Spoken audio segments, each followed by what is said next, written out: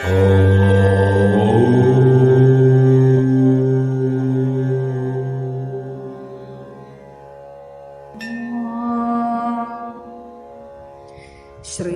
പരമാത്മനേ നമഃ. ശ്രീമദ് ഭഗവത്ഗീത അധ്യായം 14 ഗുണത്രയ വിഭാഗയോഗം. ബ്രഹ്മശക്തിയായ പ്രകൃതി ചലിച്ച് ത്രിഗുണങ്ങളെ വേർതിരിക്കുന്നതോടെയാണ് ക്ഷേത്രങ്ങളുടെ അഥവാ ജഡങ്ങളുടെ കാഴ്ചയാരംഭിക്കുന്നത്. പല അളവിലുമുള്ള ത്രിഗുണങ്ങളുടെ കൂടിക്കലർപ്പാണ് എല്ലാ ജഡരൂപങ്ങളും. അപ്പോൾ ബ്രഹ്മശക്തിയായ പ്രകൃതിയുടെ പ്രവർത്തന വിധവും ത്രിഗുണങ്ങളുടെ കൂടിക്കലർപ്പിൻ്റെ വിശദാംശവും അറിഞ്ഞാൽ ക്ഷേത്രങ്ങളിൽ നിന്ന് ഒഴിഞ്ഞുമാറാൻ ക്ഷേത്രജ്ഞന് എളുപ്പമാകും. അതുകൊണ്ട് അവ വിവരിക്കാനായി ഭഗവാൻ 14-ാം അധ്യായം ആരംഭിക്കുന്നു. പ്രധാനമായി ഗുണവിഭാഗം ചർച്ച ചെയ്യുന്നതുകൊണ്ടാണ് ഈ അധ്യായത്തിന് ഗുണത്രയ വിഭാഗയോഗമെന്ന് പേര് വന്നിരിക്കുന്നത്. ആദ്യമായി അറിവിൻ്റെ കാതലായ മറ്റൊരംശം കൂടി ഞാൻ നിനക്ക് പറഞ്ഞു തരാം എന്ന് ഭഗവാൻ അർജുനനെ അറിയിക്കുന്നു. ഭഗവാൻ ഉവാച. 1-ാമത്തെ ശ്ലോകം. പരം ഭൂയ പ്രവക്ഷ്യാമി ജ്ഞാനാനാം ജ്ഞാനമുത്തമം യത് ജ്ഞാത്വാ മുനയ സർവേ പരാം സിദ്ധിമിതോ ഗതാഹ. ശ്രീ ഭഗവാൻ പറഞ്ഞു, ഏതൊന്നിനെ അറിഞ്ഞിട്ടാണോ മുനികളൊക്കെയും സംസാര ബന്ധങ്ങളിൽ നിന്ന് വിമുക്തരായി പരമഗതി പ്രാപിച്ചത്? ജ്ഞാനങ്ങളിൽ വെച്ച് ഉത്തമമായ പ്രസ്തുത പരമജ്ഞാനത്തെ ഇനിയും ഞാൻ നിനക്ക് പറഞ്ഞു തരാം.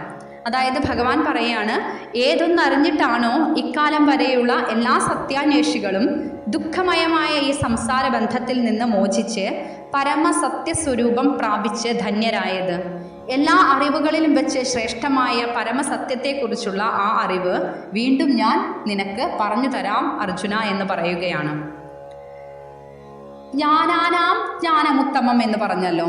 ജ്ഞാനങ്ങളിൽ വെച്ച് ഉത്തമമായ ജ്ഞാനമാണ് ഈ അധ്യായത്തിലെ പ്രതിപാദ്യം. ഇത് തീർത്തും അക്ഷരാർത്ഥത്തിൽ തന്നെ എടുക്കേണ്ടതില്ല. മനുഷ്യന്റെ പെരുമാറ്റത്തെയും അതിൻ്റെ അന്ധകരണത്തെ സ്വാധീനിക്കുന്ന ശക്തികളെയുമാണ് ഈ അധ്യായത്തിൽ പരാമർശിക്കുന്നത്. ഇത് തത്വശാസ്ത്രത്തിൻ്റെ പരമപ്രധാനമായ പ്രമേയമാവാൻ സാധ്യതയില്ല. എങ്കിലും ഉത്തമമായ ജ്ഞാനമെന്ന് ഇതിനെ വിശേഷിപ്പിച്ചിരിക്കുന്നു. എന്തെന്നാൽ അന്ധകരണത്തിൻ്റെ പ്രവർത്തന വൈകല്യങ്ങളെ അപ്പപ്പോൾ കണ്ടെത്തുകയും ശരിപ്പെടുത്തുകയും ചെയ്യേണ്ടത് എങ്ങനെയെന്നറിയാതെ ആധ്യാത്മിക മാർഗത്തിൽ കൂടിയുള്ള സാധകന്റെ യാത്ര സുരക്ഷിതമാവുകയില്ല. യത് ജ്ഞാത്വാ മുനയ സർവേ പരാം സിദ്ധിമിതോ ഗതാഹ എന്ന് പറഞ്ഞുവല്ലോ. ത്രിഗുണങ്ങളെക്കുറിച്ചുള്ള അറിവ് സാധകന്റെ യാത്ര സുഗമമാക്കും.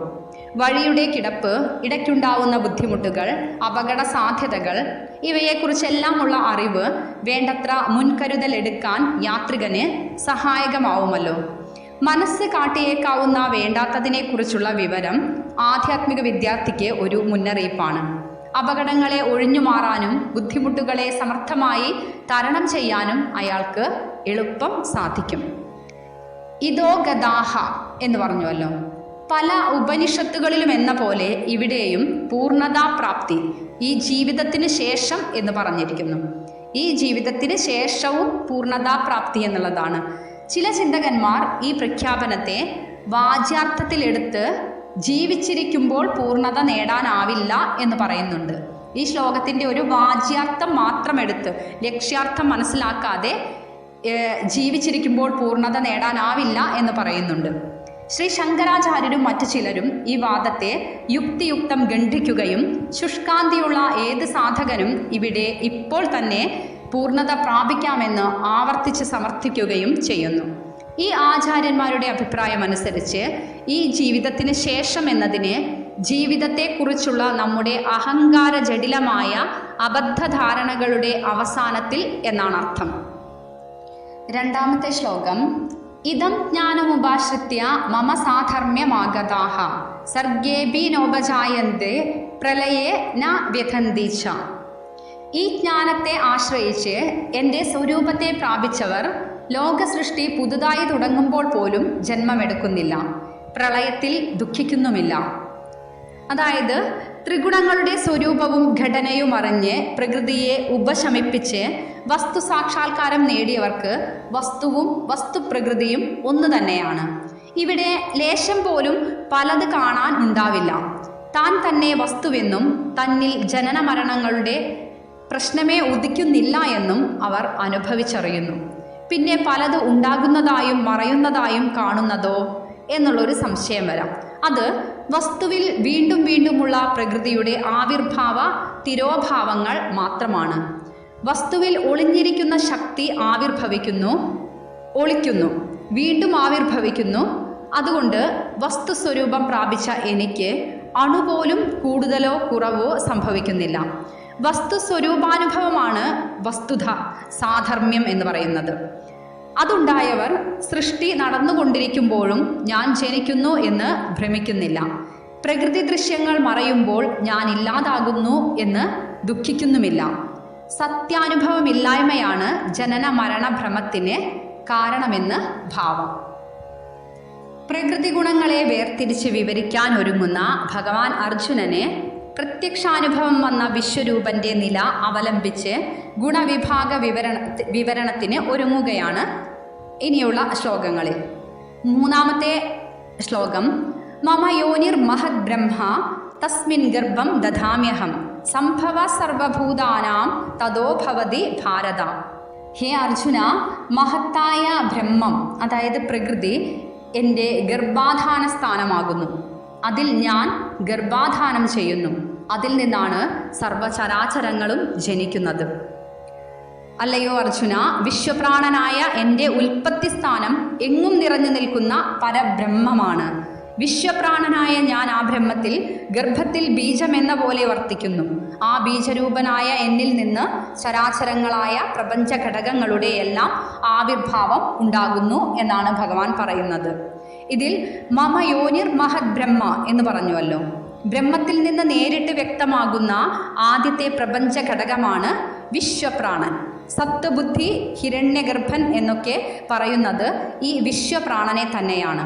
7-ാം അധ്യായത്തിലും 13-ാം അധ്യായത്തിലും ബുദ്ധി എന്ന പദം കൊണ്ടാണ് ഈ വിശ്വപ്രാണനെ നിർദ്ദേശിച്ചിരിക്കുന്നത്. സത്വഗുണ പ്രധാനനാണ് വിശ്വപ്രാണൻ. അതുകൊണ്ട് ഇതിനെ സത്വബുദ്ധി എന്ന് വിളിക്കുന്നു. അവ്യക്തദശ ഗുണങ്ങളുടെ സമതുലിതാവസ്ഥയാണ്. അതിൽ നിന്നുള്ള സത്വഗുണ പ്രധാനമായ ആവിർഭാവമാണ് സത്വബുദ്ധി. ഗുണഘടന വിവരിക്കാൻ ഒരുങ്ങുന്ന ഭഗവാൻ ആദ്യത്തെ ഗുണാവിർഭാവത്തെ തൽക്കാലം താനായി ചിത്രീകരിച്ചുകൊണ്ട് തുടങ്ങുന്നത് ഉചിതം തന്നെയാണ്. മാത്രമല്ല, ഭഗവാന്റെ ഈ രൂപം ഏതാണ്ടൊക്കെ അർജുനൻ അല്പം മുൻപ് കാണുകയും ചെയ്തുവല്ലോ. അർജുനൻ കണ്ട വിശ്വരൂപം പരമസത്യദർശനം അല്ലെന്ന് ബോധ്യപ്പെടുത്താനും ഇത് ഉതകുന്നു. വിശ്വരൂപന്റെയും ഉൽപ്പത്തി സ്ഥാനമായി എങ്ങും നിറഞ്ഞു നിൽക്കുന്ന പരമസത്യമാണ് ബ്രഹ്മം. ആ ബ്രഹ്മത്തിൽ ഗർഭപാത്രത്തിൽ ശിശുവിന് രൂപം നൽകുന്ന ബീജം സ്ഥിതി ചെയ്യുന്നത് പോലെ വിശ്വരൂപൻ സ്ഥിതി ചെയ്യുന്നു. എങ്ങനെയാണ് ഗർഭപാത്രത്തിൽ ശിശുവിന് രൂപം നൽകുന്നത്, അതുപോലെ ശിശുവിന് രൂപം നൽകുന്ന ബീജം നിലകൊള്ളുന്നത്, അതുപോലെയാണ് വിശ്വരൂപൻ ഇവിടെ സ്ഥിതി ചെയ്യുന്നത്. വിശ്വപ്രാണൻ എന്ന സൂക്ഷ്മ ബീജത്തിൽ നിന്നാണ് പ്രപഞ്ചമെന്ന ശിശു ആവിർഭവിക്കുന്നത് എന്ന് താൽപ്പര്യം. പ്രകടങ്ങളായ ഗുണാവിർഭാവ ഘട്ടങ്ങളെ വിവരിക്കാൻ ഒരുങ്ങുന്നത് കൊണ്ട് അപ്രകടമായ അവ്യക്താവസ്ഥയെ വിട്ടിരിക്കുന്നു എന്ന് കാണേണ്ടതാണ്. സനാതന ബ്രഹ്മവസ്തു, വിശ്വപ്രാണൻ, പ്രപഞ്ചഘടകങ്ങൾ, ഇതാണ് ക്രമം. ഈ ക്രമം അത്യന്തം ശാസ്ത്രീയമാണെന്ന് എടുത്തു പറയേണ്ട കാര്യമില്ല.